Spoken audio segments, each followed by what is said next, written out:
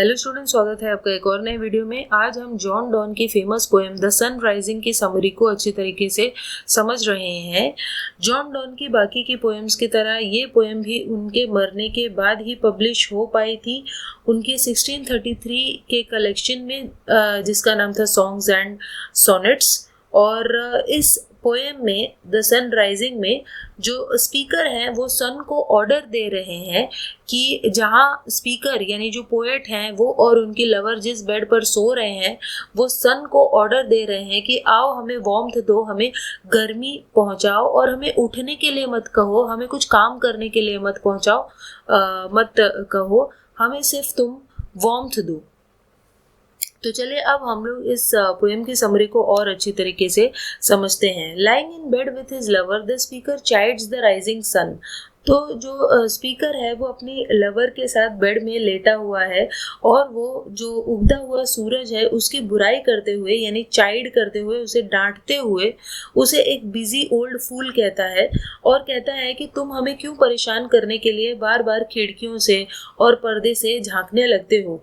Love is not subject to season और to time. तो वो कहते हैं कि जो लव है वो सीजन के हिसाब से या टाइम के हिसाब से नहीं चलता है या होता है। He says and he admonishes the son to go and bother late school boys। और उसके बाद वो सन को एडमोनिश करते हैं यानी डांटते हुए कहते हैं कि जाओ उन स्कूल बॉयज़ को उठाओ जो लेट हो चुके हैं, यानी उन स्कूल में पढ़ने वाले बच्चों को उठाओ जो लेट हो चुके हैं, या उन असिस्टेंट्स को उठाओ जो काम पे जाने के लिए लेट हो चुके हैं, या उन कोर्ट हंट्समैन यानी कि जो हंटिंग पे जाने वाले कोर्टियर्स हैं, राजा के दरबारी हैं, उनको जगाओ और बताओ कि राजा तैयार है कि नहीं राइड करने के लिए। और आंट्स को जाकर जगाओ और उन्हें उठाओ और हार्वेस्टिंग करने के लिए यानी कि खाना लेने के लिए आंट्स को, चींटियों को भेजो। हमें क्यों परेशान करने के लिए आ जाते हो? Why should the sun think that his beams are strong. उसके बाद पोएट कहते हैं कि सूरज को ऐसा क्यों लगता है कि उसकी किरणें बहुत स्ट्रॉन्ग हैं। The speaker says that he could eclipse them simply by closing his eyes.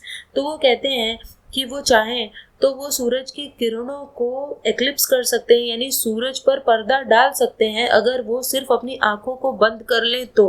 लेकिन वो एक सेकंड के लिए भी अपनी आंखें बंद नहीं करना चाहते क्योंकि उनके सामने उनकी बिलव्ड यानी उनकी लवर लेटी हुई है और वो अपनी नज़रों को उससे हटाना नहीं चाहते, एक सेकंड के लिए भी नहीं। और इसीलिए वो सूरज से पूछते हैं कि क्या तुम्हारी आंखें मेरी लवर की आईज की वजह से अंधी नहीं हो गई, क्योंकि तुमसे ज़्यादा चमकीली आंखें तो मेरी लवर की है। और उसके बाद वो सन से पूछते हैं कि मुझे बताना कि क्या इंडिया के जो ट्रेजर्स हैं वो उसी जगह पर है जहाँ कल थे, क्योंकि वो सारे ट्रेजर्स तो आज मेरे साथ बेड पर लेटे हुए हैं। यानी स्पीकर अपनी लवर को उन ट्रेजर्स के साथ, उन सोने चांदी जवाहरात के साथ कंपेयर कर रहे हैं जो इंडिया में हैं। The speaker explains this claim by saying that his beloved is like every country in the world। उसके बाद स्पीकर कहता है कि उसकी जो beloved है, उसकी जो लवर है, वो दुनिया के हर देश की तरह है, वो हर राजा की तरह है, बाकी कोई भी चीज़ असली नहीं है उसके लवर की तरह।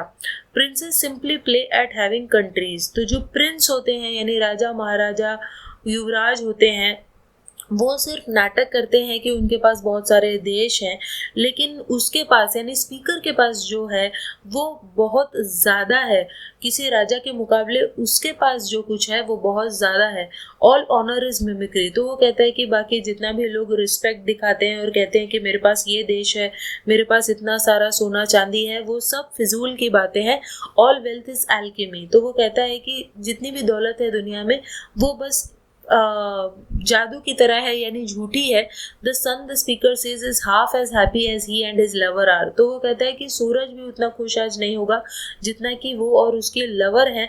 For the fact that the world is contracted into their bed makes the sun's job much easier. फिर वो कहता है कि पूरे दुनिया की जो दौलत है आज वो इस बेड पे ही है और इसीलिए सूरज की ये जो जॉब है चमकने की, दूसरों के ऊपर धूप दिखाने की, उसकी ये जॉब बहुत ज़्यादा आसान हो गई है क्योंकि सूरज जब बूढ़ा हो गया है उसकी जो काम करने की जो इच्छा है वो कम हो गई है और इसी वजह से अब उसे हर जगह जाने की ज़रूरत नहीं है।